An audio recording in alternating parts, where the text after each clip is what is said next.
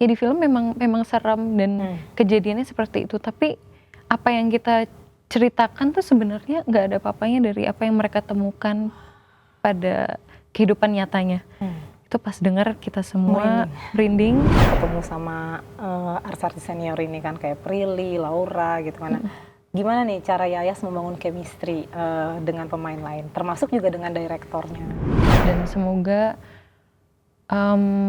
teman-teman yang pernah mengalami, maaf sekali kalian harus mengalami itu, tapi kalian juga merasa nggak sendiri. Kita berandai-andai nih, kalau Yayas dikasih kesempatan jadi jurnalis selama 1 hari, mau liput berita apa kira-kira?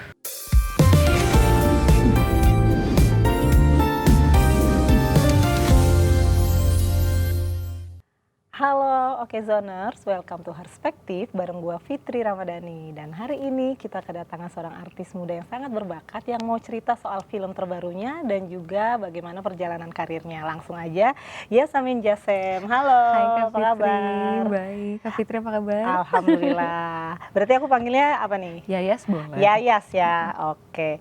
Yayas, gimana nih akhir-akhir ini lagi sibuk apa? Ada proyek baru kah? Atau memang lagi sibuk promo film terbarunya? Kebetulan akhir tahun ini lumayan overlapping. Aku lagi menjalani proses syuting buat series. Proses syutingnya lumayan, hampir 3 bulan. Hampir 3 bulan. Masih dalam proses syuting ini sambil promo film, ada 2 film. Kebetulan salah satunya adalah Memburu Pemangsa ini. Memburu Pemangsa. Ini kan genrenya ada action, ada horornya. Nah, kenapa nih Yayas emang lagi suka di genre horor apa gimana nih? Sebenarnya aku nggak memplanning aku hanya main di horor atau hanya main di genre-genre tertentu. Cuman di tahun 2020 pada saat film horor pertamaku tayang, semenjak dari itu tawarannya mostly horor dan berjodohnya mostly di genre horor. Oh, jadi horor terus kebetulan explore di sini dulu aja. Karena emang kebetulan tawarannya datang emang horor-horor terus ya kan. Mungkin lagi cocok di situ. Nah, kira-kira apa sih tantangan main film horor itu sendiri buat Yayas? Tantangannya menurutku setiap genre sebenarnya ada ya tantangannya, tapi mungkin kalau di horor yang paling besar di aku tuh secara teknis kali ya. Karena logiknya juga di horor kan harus lumayan di-adjust gitu, kayak misalnya kalau kita dengar suara normalnya kan kita langsung nengok. Kalau di horor kan harus ada suspense dulu nengok, kayak pelan-pelan gitu ya. Iya, janjian sama kamera, belum nanti ada CGI, kita imajinasinya jadi lebih liar sih menurutku daripada mungkin kalau drama atau apa gitu. Lebih menantang lah istilahnya. Secara jam juga karena mulainya malam, selesainya pagi. Malam ya. Nah, tapi kalau menurut kamu sendiri orangnya suka parnoan gak sih? Kan hobi main film horor nih. Apa udah berani nih sekarang udah sering main film horor gitu? Sebenarnya terhadap hal-hal mistis bisa dibilang aku nggak begitu parnoan karena aku nggak terlalu sensitif. Bahkan bisa dibilang nggak sensitif gitu. Jadi nggak parnonya lebih ya udah pada saat menjalani proses syuting horor itu lebih parno. Aduh teknisnya nih kalau udah pakai sling nanti ada kejadian apa ya? Ada accident apa ya? Aku tuh lebih parnonya lebih takut ada accident gitu situasi ya. di lokasi syutingnya gitu. Tapi sekarang mencoba untuk mengurangi karena makin kita takut nanti ngejalaninnya makin nggak enak kan Kak, atau nanti pada saat beneran terjadi malah jadi nggak bisa santai gitu menghadapi kejadiannya. Malah kesugesti terus. Malah kesugesti. Oke, nah ini kan di film ini judulnya Memburu Pemangsa. Nah ceritain dikit dong, ini film soal apa sih sebenarnya? Ada genre action horror gitu. Jadi Memburu Pemangsa ini secara garis besar filmnya adalah 4 jurnalis. Aku salah satunya. Ada 3 jurnalis lain. Agnes, Brina, Cia, dan Anya yang diperankan oleh Kak Laura Basuki, Kak Taskia Namia, dan Prilly Latukonsina.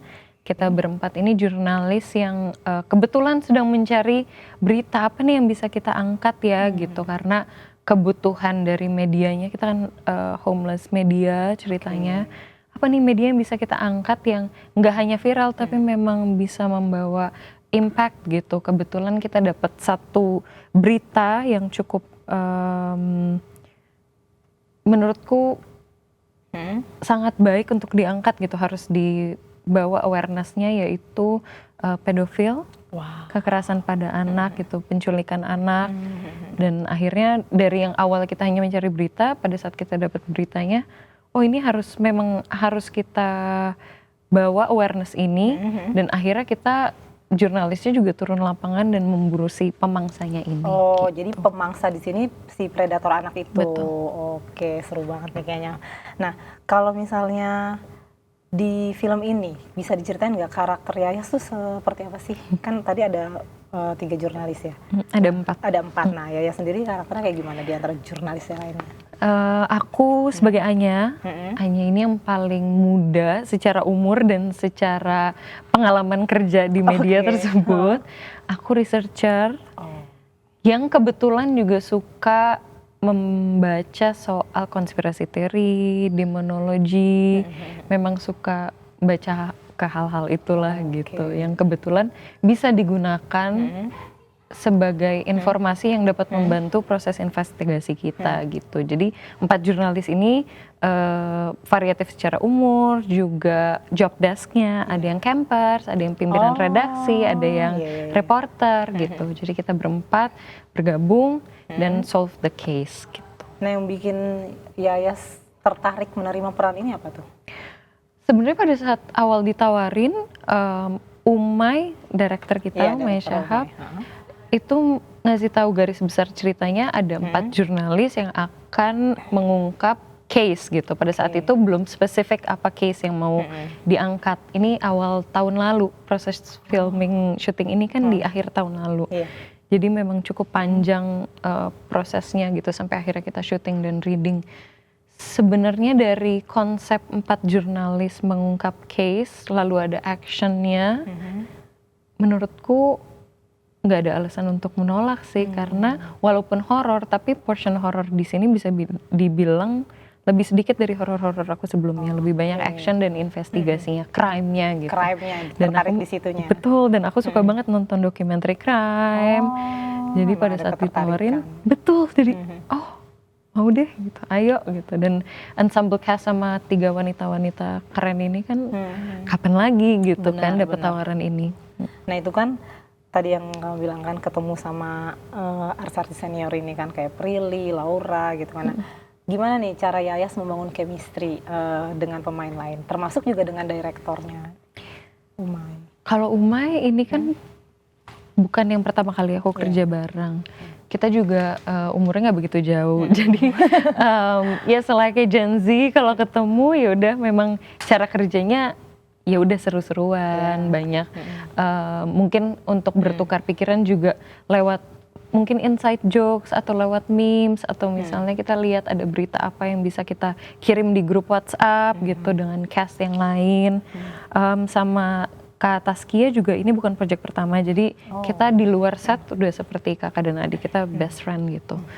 Sama Kak Laura dan Prilly yang baru pertama kali di satu project, mudah banget untuk gabungin visi misi kita, chemistry-nya, karena pada saat kita nyampe di ruang reading, aku rasa semuanya punya energi yang sama. Kita pengen bawa awareness yang ada di skrip ini menjadi nyata, membawa karakter kita menjadi nyata juga, karena PR-nya adalah gimana 4 wanita ini personality-nya dari awal kita muncul di screen bersama-sama sudah kelihatan kan.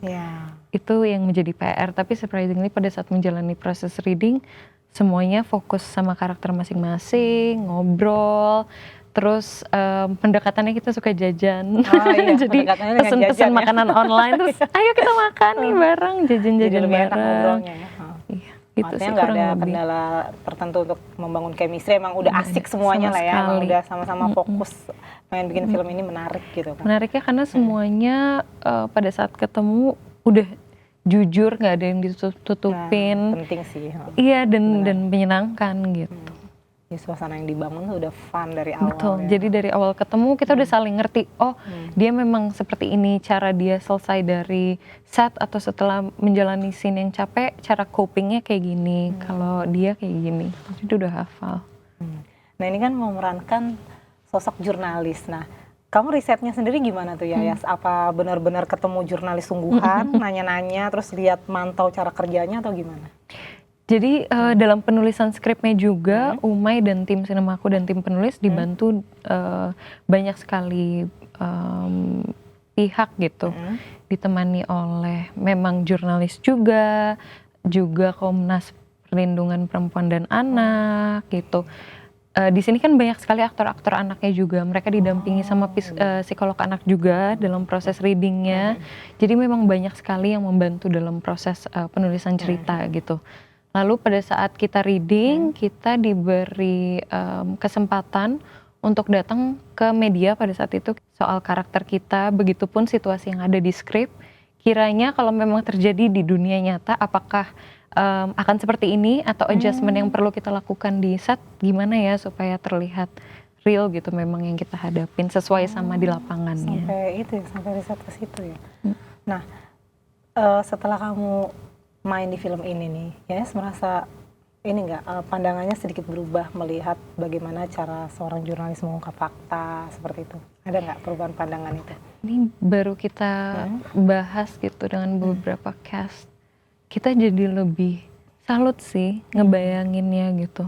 Karena kan mungkin kalau kita sebagai penonton yang kita terima ya udah beritanya gitu. Ya udah jadi beritanya gitu. Kita tinggal tonton. Kelihatan sih situasi yang mereka hadapin. Tapi kan setelah kita menjalani proses ini, setidaknya kita merasakan berapa persen dari kejadian yang dialamin sama jurnalis. Kita jadi salut sih, dimana mereka harus ready 24/7 kapanpun mereka harus datang ke lapangan, report. Juga harus update terus kan dengan problem yang sedang terjadi, berita apa yang bisa diangkat, apa yang perlu diangkat gitu. Dan mengolah beritanya gitu, gimana cara mudah diterima sama orang-orang di rumah yang menonton gitu. Gimana berita ini bisa terdengar lebih luas lagi, jadi salut sih Kak. Apalagi yang seperti di cerita kita kan datang langsung ke lapangannya, itu aku nggak ngebayangin chaos dan harus sesigap apa gitu. Dan tetap harus fokus. Iya. Jadi salut sih. Nah, kita berandai-andai nih kalau Yayas dikasih kesempatan jadi jurnalis selama 1 hari, mau liput berita apa kira-kira? Liput berita apa menarik banget ya. Kalau pengen jurnalis dalam 1 hari pengen banget karena cita-citaku kan sebenarnya bukan cita-cita sih, aku lumayan tertarik dengan dokumenter crime, melihat investigasi, dan menurutku mainin karakter Anya ini lumayan lah cita-citaku terwujud, walaupun ya cuma dalam 30 hari syuting dan menjadi karakter Anya gitu, bukan sebagai Yasamin. Minimal ngerasain ya? Minimal ngerasain, mungkin aku akan meliput, mungkin crime, kayak datang ke court, meliputi pengadilan, investigasi atau bisa juga live report kejadian, semoga nggak ada lagi tapi bencana alam gitu misalnya, kayak jangan sampai. Iya betul, kayak langsung di lapangan sih Kak. Langsung gitu. Aku suka yang langsung di tempatnya gitu. On location. Nah, ada nggak satu jurnalis perempuan yang Yayas tuh ngefans banget dari dulu? Di Indonesia nih? Sebenarnya bukan nggak ada sih, tapi aku tipe yang kalau melihat sebuah profesi atau kerjaan, aku bisa mengambil dari semuanya gitu. Kayak orang, setiap kali aku bertemu orang atau melihat sosok, itu bisa menjadi inspirasi aku. Jadi nggak stick terhadap spesifik di satu orang. Nggak spesifik di satu orang gitu. Jadi kalau untuk menyebut satu nama mungkin aku nggak bisa, tapi aku balik lagi ke yang tadi sih, untuk menjadi jurnalis tuh aku salut banget karena menurutku mereka punya keberaniannya.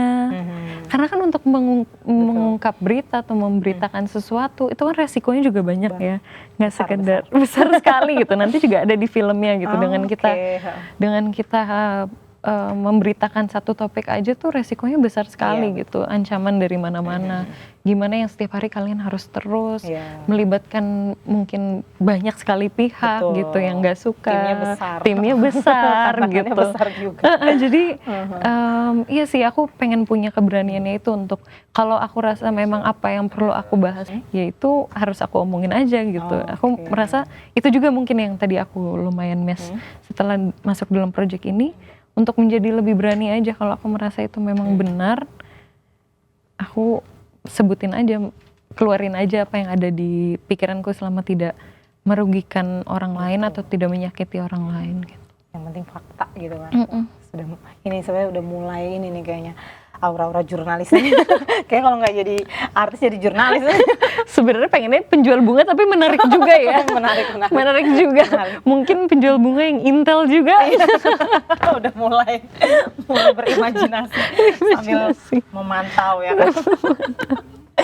Nah, tapi kalau untuk acting sendiri nih, ini ya sebenarnya emang profesi yang memang dipilih untuk hidup gitu kan misalnya, atau memang ini cita-cita dari kecil emang mau jadi artis gitu? Kalau cita-cita dari kecil itu bukan cita-cita, tapi aku pertama kali terjun ke dunia ini kan umur 5 tahun Kak. Ya 5 tahun mungkin dulu cita-citaku tuh pengen jadi guru TK pada saat itu. Emang selalu berubah sih anak kecil memang. Pengen jadi guru TK atau pengen jadi chef. Atau penjual bunga yang masih konsisten dari kecil. Bener, aku di mana-mana. Udah berapa tahun setiap ada yang nanya aku penjual bunga, tapi nggak pernah aku lakuin karena masih nyaman di sini. Pertama kali dapat kesempatan untuk casting dan dapat projectnya, itu aku langsung suka, langsung happy. Jadi sebenarnya usia 5 tahun itu. Betul. Jadi bukan cita-cita. Passion sedini mungkin. Tapi pada saat terjun langsung, "Mam, aku suka. Kapan syuting lagi?" gitu. Jadi memang suka dari awal terjun. Aku ngerasa sekarang tuh aku melanjutkan apa yang Yayas kecil pilih dan mencoba untuk bikin dia bangga aja sih. Kalau pilihan dia pada saat itu memang pilihan yang paling tepat untuk Yayas bertumbuh bareng sama kerjaan ini. Gitu. Berarti memang Yayas ngejalaninnya juga nggak ada beban ya, karena emang ini yang gue pilih dari kecil gitu kan. Bosen pasti ada, karena udah berapa tahun menjalani pekerjaan ini pasti ada gitu. Apalagi kemarin explore di satu genre yang sama, lumayan pressure gimana caranya tetap di genre yang sama. Akunya juga harus bertumbuh, nggak stay di comfort zone itu gitu. Biar nggak monoton ya. Betul, challenge-nya lebih ke situ sih. Nah biasanya kalau lagi datang boring atau ya kejenuhan gitu, biasanya ya ngapain sih? Biasanya kalau ada momen lagi nggak kerja, aku pergi keluar, paling ke kafe, gitu ya. baca buku sendiri, atau paling main ke rumah teman. Kembali lagi ke Gen Z pada umumnya, kembali ke melakukan hal-hal yang aku suka. Karena pada saat balik ke hal-hal di luar set, pasti ada momen kangen set lagi. Bener. Bener, jadi butuh suasana baru sebentar. Nanti juga pasti akan balik lagi. Simpel itu sebenarnya. Nah terus kalau Yaya sendiri nih, kita balik lagi dulu ke Memburu Pemangsa nih. Sebenarnya apa sih pesan yang mau disampaikan dari film ini?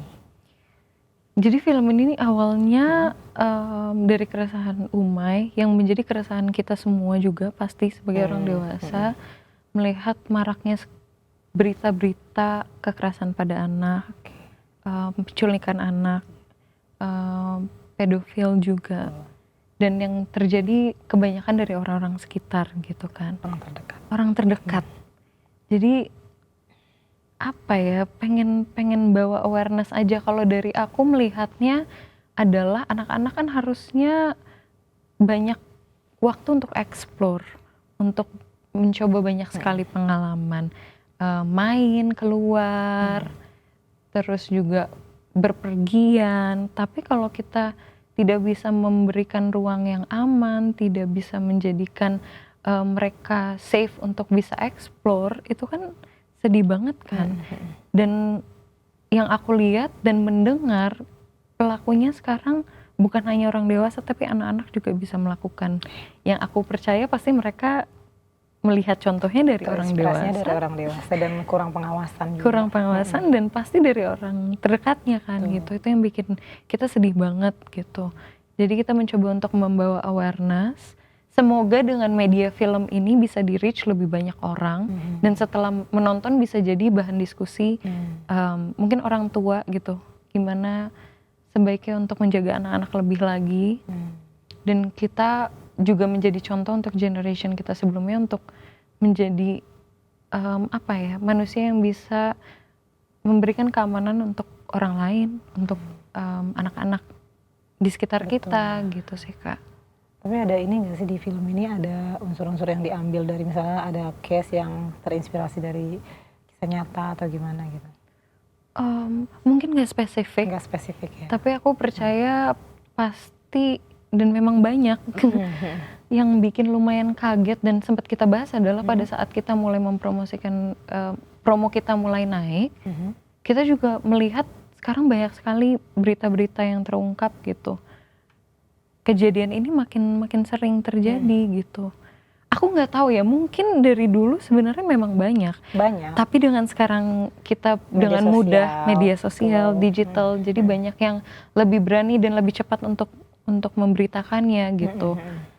Semoga sih informasi yang juga diberitakan bukan menjadi inspirasi untuk orang ya, tapi harusnya menjadi ada rasa takut gitu. Kenapa ini jadi marak sekali terjadi gitu. Iya, dan pada saat kita reading pun, Umay dan beberapa tim dari Sinemaku membawa kita cast untuk bertemu tim dari Komnas Perlindungan Anak. Karena kan dari skrip pun kita dibantu sama mereka kan. Yang lumayan sedih adalah mereka sempat bilang, ya di film memang seram dan kejadiannya seperti itu, tapi apa yang kita ceritakan tuh sebenarnya nggak ada apa-apanya dari apa yang mereka temukan pada kehidupan nyatanya. Itu pas dengar kita semua merinding, kita semua sedih sekali, bahkan ada beberapa yang nggak kuat untuk mendengar situasi sebenarnya gitu yang mereka temukan dan mereka bantu. Ada beberapa yang keluar dari ruangan. Karena sebelum kita ketemu pihak dari Komnas, kita reading pun dan merasakan situasinya tuh nggak nyaman sekali, gimana yang beneran, gimana penyintasnya, gimana yang dan gimana tim Komnas juga menghadapi dan membantu situasi itu gitu.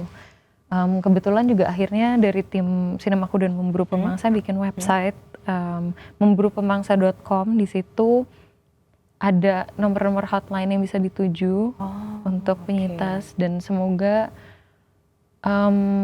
teman-teman yang pernah mengalami, maaf sekali kalian harus mengalami itu, tapi kalian juga merasa nggak sendiri gitu.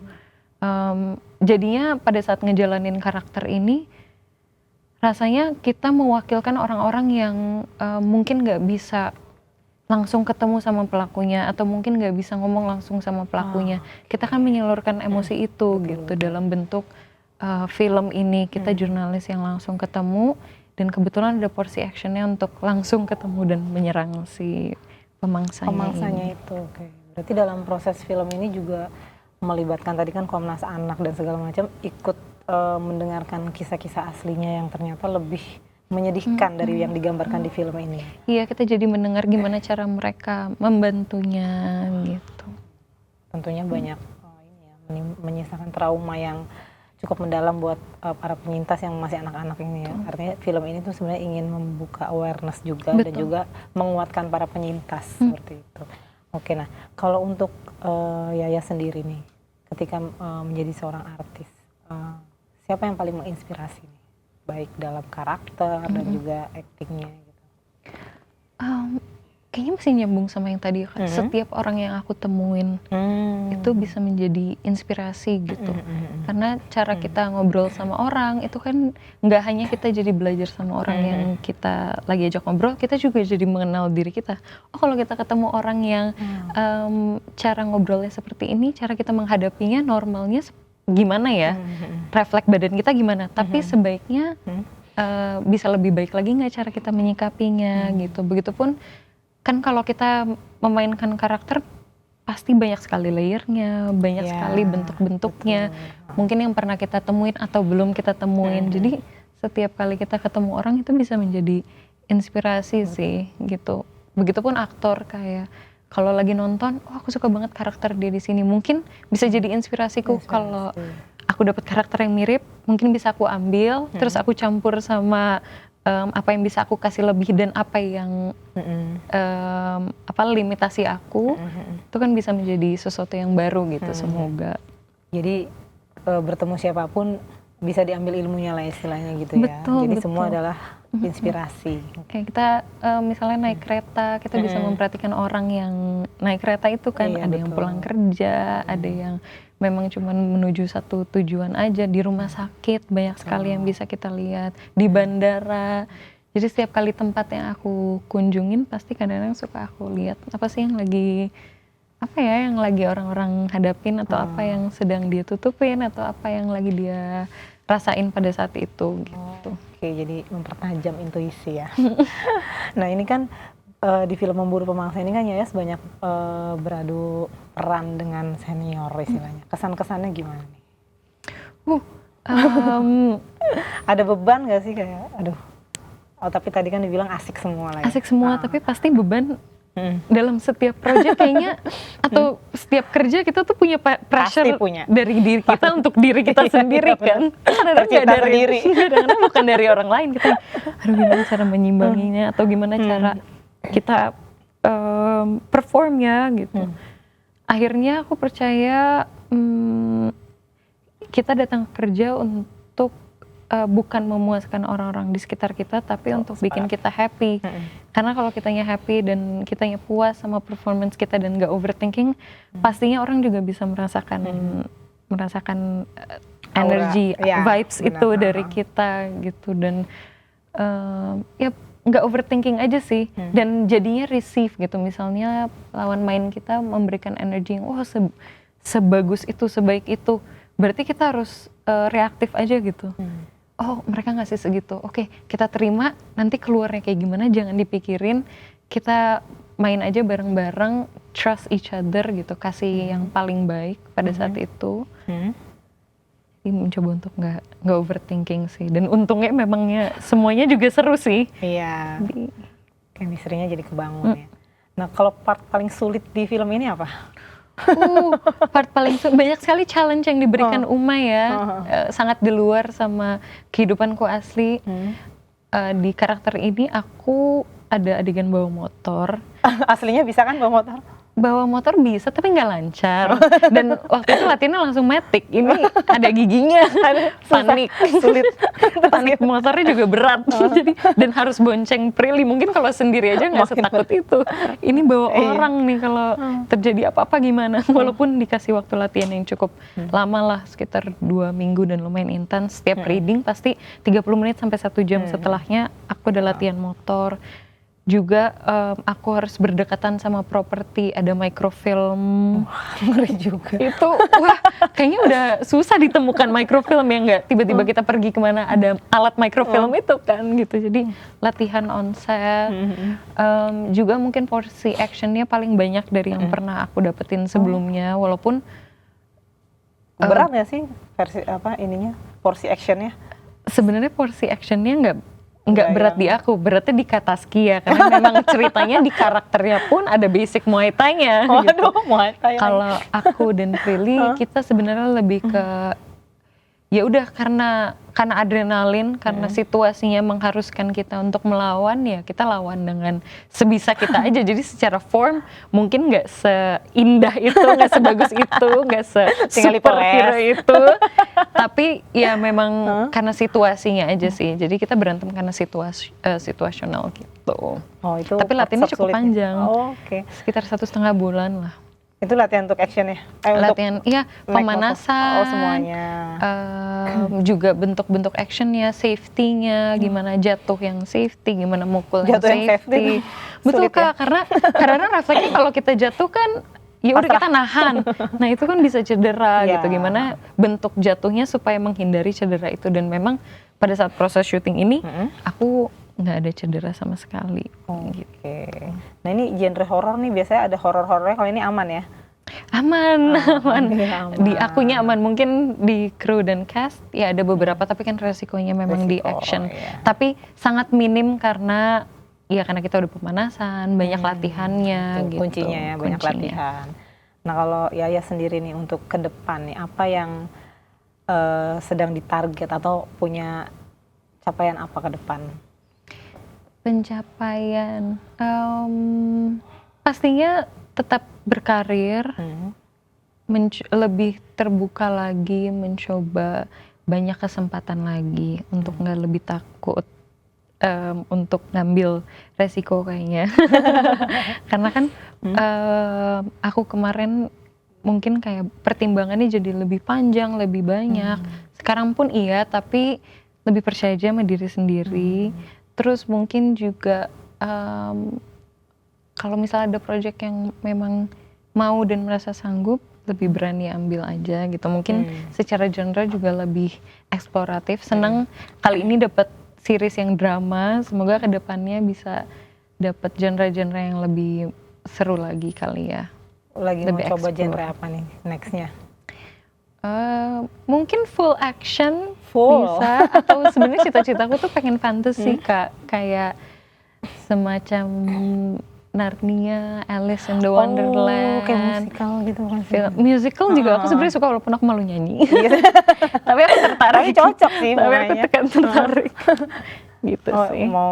mau mencoba hal lain. Tapi kalau misalnya nih pindah dari acting, terus ada yang nawarin nyanyi gitu, bakal diambil nggak? Atau aduh ntar lu deh gitu kan?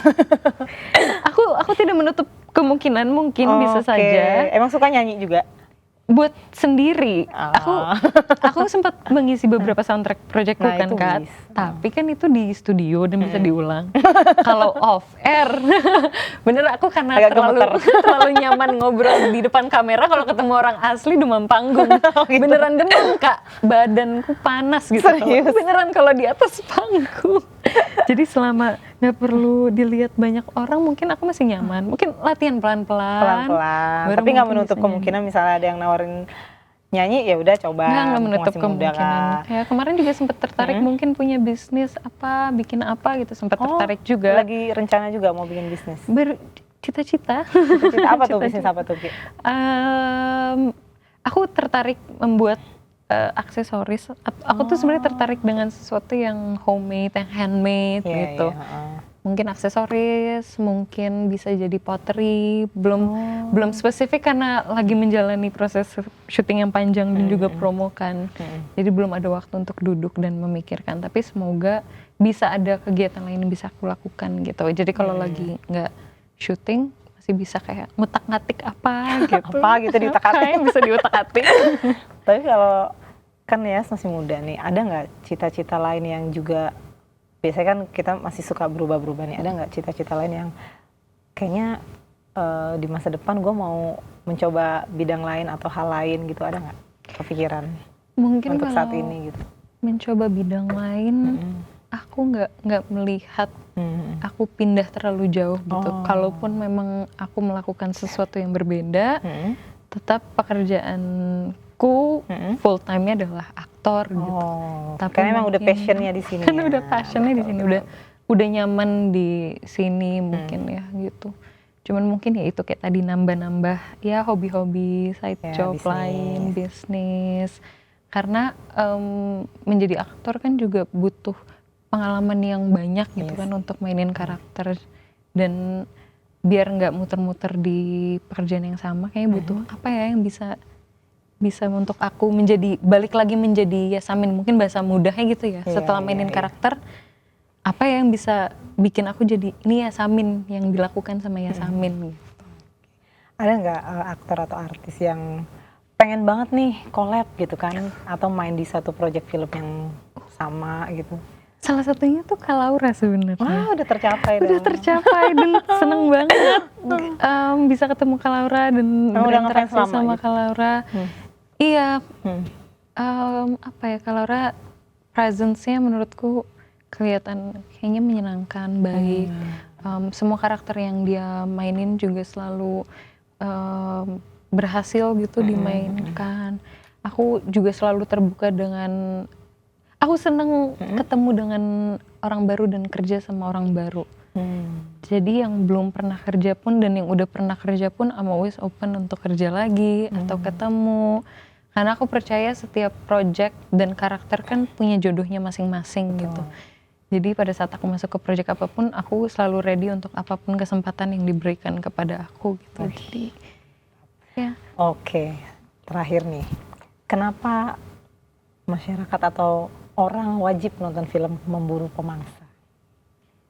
Pastinya ini salah satu apa ya, ikhtiar kita untuk spread awareness ini lebih luas lagi. Kebetulan karena kami memang kerjanya di film dan kita memang aktor, jadi kita bisa memberikan awareness ini kan lewat film gitu. Jadi ini semoga awareness yang coba kita sampaikan, pesan yang coba kita sampaikan bisa tersebar lebih luas dan apa ya, sama kayak yang tadi sih, orang-orang bisa setelah menonton dapat impresi kalau mereka ketemu sama pelakunya, mereka bisa langsung bukan menyerang sih, tapi ya semoga fulfill gitu. Kayak aku ngebayangin kalau aku sebagai penonton dan aku nonton filmnya, aku kayak terima kasih sudah mewakili, aku pengen banget ngelakuin itu terhadap pelakunya gitu. Mereka harus dapat hukuman yang setimpal gitu. Dan ada efek jerah. Dan ada efek jerahnya. Itu sih Kak, awareness ini sih yang menurutku harus disebarluaskan gitu. Jadi kita sebagai orang dewasa aware untuk menjaga anak-anak lebih lagi. Juga sebagai dewasa harus membuat orang dewasa lain dan anak-anak lain tidak takut untuk keluar dan ngasih ruang yang lebih aman lagi sih untuk orang-orang. Oke, mungkin bisa disampaikan kapan tayangnya dan ajaran tersebut. Halo teman-teman, filmku Memburu Pemangsa akan tayang di 24 September 2026. Jangan lupa untuk datang ke bioskop dan menonton di bioskop, jangan bajakan. Jadi sampai bertemu di bioskop nanti. Semoga setelah menonton bisa mendapatkan pesan dan pesannya bisa disebarluaskan ke orang-orang sekitar. Oke, terima kasih sudah mampir. Udah banyak cerita juga, banyak insight yang menarik. Dan oke Zoners, jangan lupa saksikan terus Perspektif setiap hari Sabtu jam 6 sore. Sampai jumpa.